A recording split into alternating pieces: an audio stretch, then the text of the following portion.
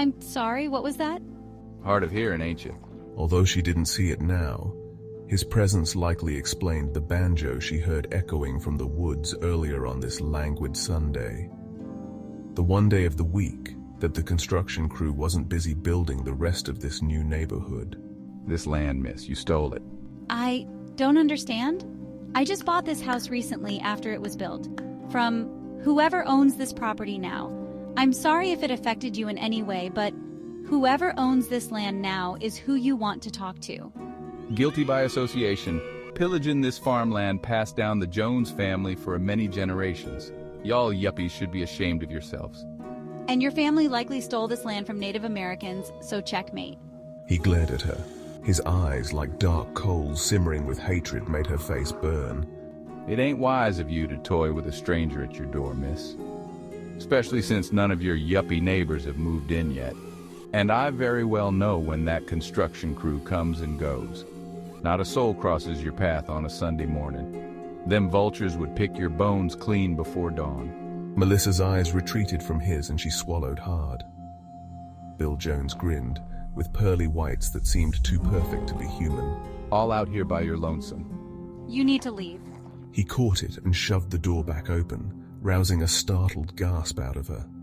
Bill Jones kept his right hand planted on the door. Business would conclude when he said so. Those eyes fed off her fear, and she hated it. What do you want me to do about it? She hadn't stuttered in years. It wasn't until her mid-20s that she finally conquered her speech impediment.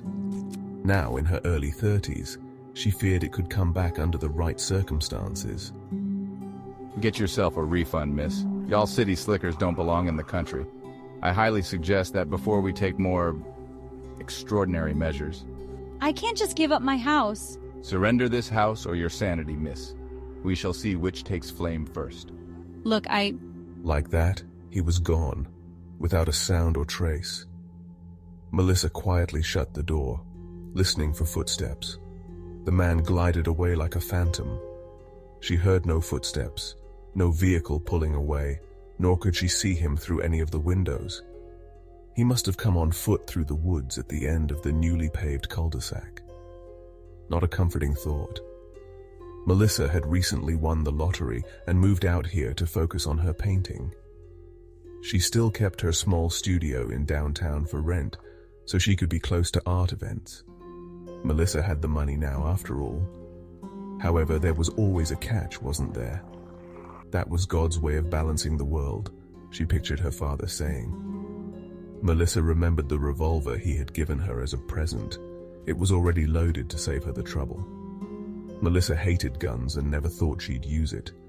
Only now she felt it would be wise to keep it in closer quarters rather than gathering dust in a box. After searching through her closet, Melissa cursed herself when she realized it was still back in the studio. Well, she had to get groceries, so why not? Melissa got into her Prius and drove back into town.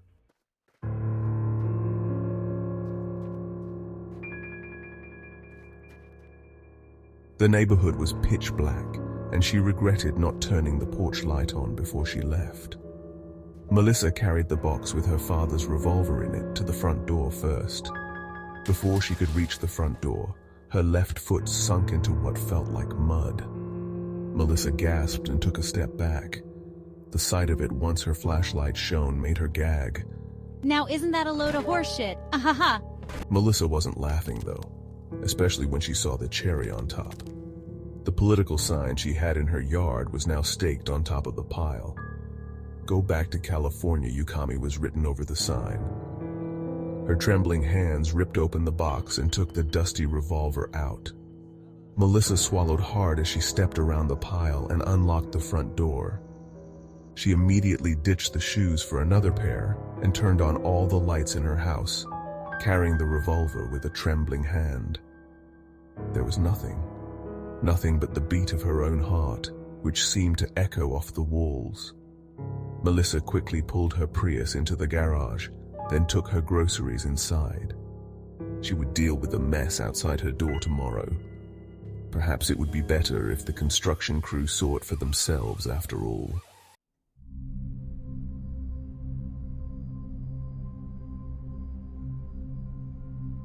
Melissa crashed in her bed instantly, exhausted from all the stress. A nightmare awoke her around 4 a.m. in the morning, and she found herself unable to move. She saw a faceless shadow standing over her, and she whimpered, fighting her paralyzed limbs to wake them up. Melissa closed her eyes and heard what sounded like a loud neigh outside. Then she heard it trot away, and with a loud gasp she finally sat up. Melissa felt sweaty and gross, but was too afraid to leave her bed.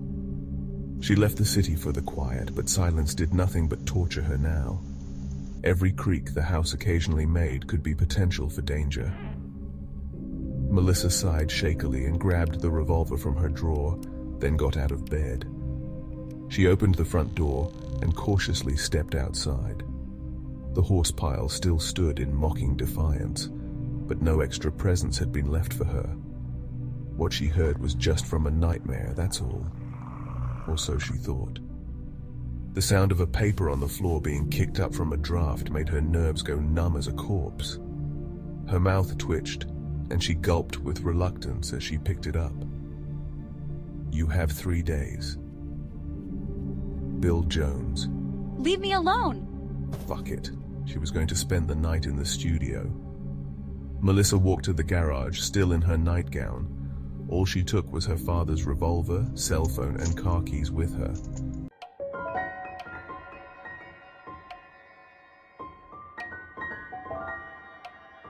Her heart deflated at the sight of her car, much like the state of the Prius's front tires. What the fuck? She sat on the couch in a daze. Her cell phone suddenly rang and she screamed, accidentally dropping it on the floor. The screen was cracked now, but it still rang. Reluctantly, she picked it up and answered. Yes? I take it you got the message. Or was that a rabid coon throwing a tantrum in there? How am I supposed to see my realtor about the house after what you did to my car's tires? Her reflection in the window made her hate how accurate his depiction was. Those insomniac circles around her eyes certainly made her look like a raccoon. I ain't lay a hand on that prissy turd you drive, miss. Then why do my tires have nails in them? Sounds like something you need to take up with them construction boys in the morning. Ain't my problem. They don't clean up after themselves. If I show you the paperwork tomorrow that I'm selling the house, will you leave me alone? 8 p.m. tomorrow evening. Okay. And if I find out you're lying, as a man named John Shooter once said, I will burn your life and every person in it like a cane field in a high wind. The line went dead before she could utter a reply. Melissa choked back a sob and her knees drew up to her chest. She felt more like she was 13 at the moment than in her 30s. Enough was enough. She had to get a grip. Her father raised her to be stronger than this. Melissa wiped her face off, then lied down. The construction workers would wake her up in the morning as they always had.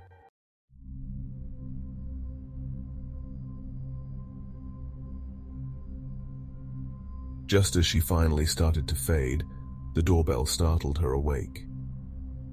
Melissa quietly grabbed her revolver and tiptoed to the door. She checked through the peephole and breathed a shaky sigh of relief when she saw it was just a construction worker.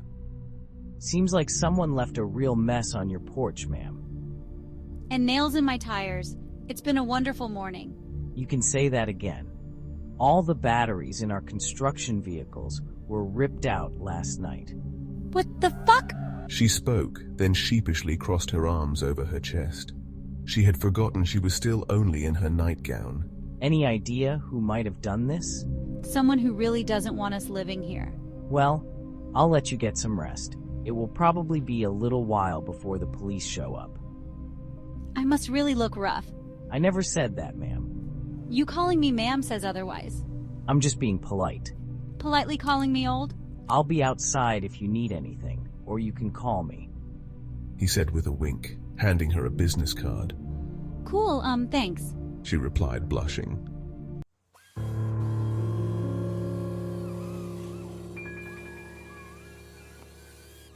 Melissa was able to avoid telling the construction worker what happened. However, the police officer that stopped by later made her crack. She confessed and showed the officer the note Bill Jones left for her. The last man I recall in the Jones family named Bill passed away in 2013. He was born in the early 1900s. Hatred kept that old bastard alive for a little over a century. You don't say. She replied softly, feeling a chill run down her spine. The apple didn't fall far from the tree.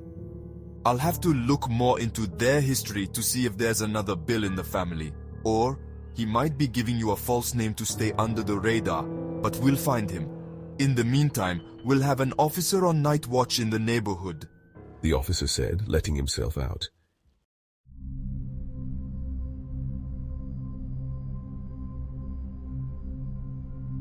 Melissa had her friend Alice, who was also the real estate agent that sold her this house, stop by to visit afterward. Alice offered to let Melissa dog-sit Butters, her pit bull, for a week, which Melissa gratefully accepted. She could use a buddy to keep her company and be on guard for that matter. Later that afternoon, she set her alarm clock for 7:30 p.m. Melissa wanted more rest, so she would be ready when he arrived. This part she left out of the interview with the officer. She wanted to deal with this on her own. Better this than endless hours in a trial and spending her lottery earnings on a lawyer.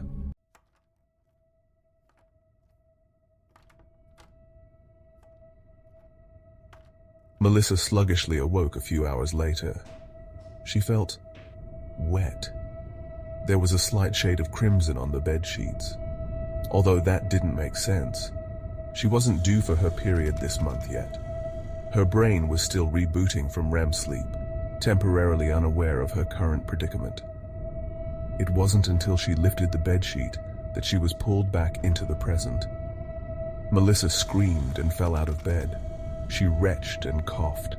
It was too horrible to comprehend.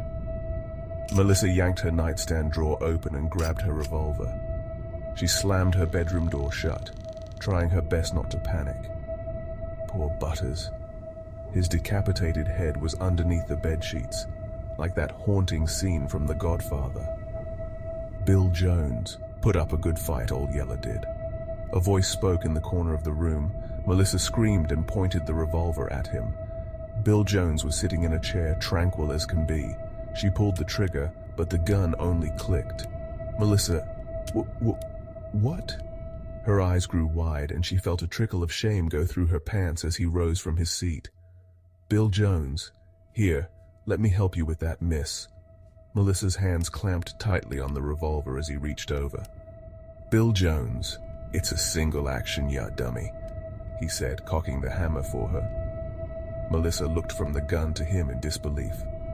Bill Jones, well, what you waiting for, Christmas?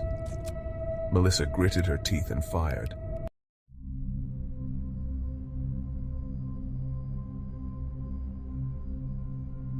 Mist dispersed around his chest where the bullet hit.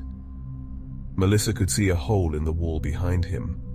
A layer of fog had formed around his chest, and then he absorbed it, regenerating himself. Melissa's revolver dropped to the floor, and a terrified moan escaped her mouth. She backed into the wall, startling herself. Bill Jones, done built myself an immunity, miss, he said, pulling up his shirt to reveal his chest. It was littered with scars from where he'd been shot in what she was beginning to understand, his past life. Her eyes turned back and forth between him and the sliding mirror doors of the closet. The man had no reflection. Bill Jones. My turn now, he said, then quickly drew a revolver from his holster. Melissa barely had a second to react before he thumbed the hammer back on his revolver and fired. Melissa, fuck, she cried out as her left foot exploded with pain. Melissa collapsed on the floor and desperately tried to crawl away from him. Melissa, what the fuck are you? Melissa cried. She started hyperventilating as he picked her up and pinned her against the wall. Bill Jones, you gon' find out, darling, he sneered. Melissa's eyes rolled to the back of her skull, and she fainted. Fog billowed out of her mouth, and he inhaled as much as his lungs would allow, then let her drop to the floor with a thud. Bill Jones rushed to the sink and cupped his hands beneath the running water. At last his thirst was quenched. He could taste and smell again. The mortals had no idea how good they had it. Now he had the strength to move forward with his plan. His spirit had been disturbed when her house was built over his burial site, and this would be his revenge. Bill Jones, you paved, now you shall pay. Bill Jones spoke as he stepped outside. He painted that onto a construction vehicle with Old Yeller's blood. Then he drew another message onto the police cruiser where an officer lay dead inside. "Yuppies not welcome," it said. Then he drenched the houses under construction with gasoline and set them ablaze. Bill Jones, like a cane field in a high wind, Bill Jones said, taking inspiration from Secret Window's John Shooter. Then he made his way through the woods. There was still business to tend to with the new legal owner of this land. Bill Jones heard something whistle, breaking the thick silence in the air. He ducked in time and saw an arrow plunge into the trunk of a thick oak tree.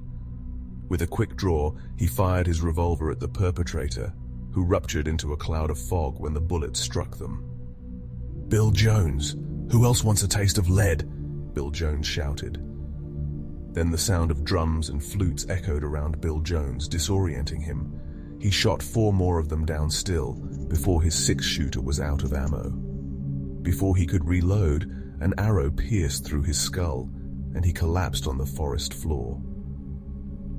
A Native American chief emerged from the shadows of the oak trees. Bill Jones made a mistake, transforming himself back into a mortal again. The spirits of the tribe that were lynched by the Jones family in the 1800s had been seeking vengeance ever since. He would pay for the sins of his grandfather.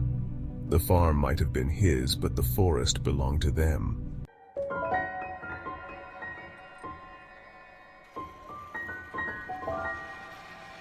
Melissa awoke in a hospital bed. The door opened and a bright light blinded her momentarily. This had to be a dream or a hallucination. A Native American chief walked through the door, pushing a rolling cart. He took the top off a plate, revealing the head of Bill Jones. Melissa gagged and swallowed hard. "Melissa?" "Thank you," she spoke softly. The chief nodded and helped her out of bed. He brought her with him into the light.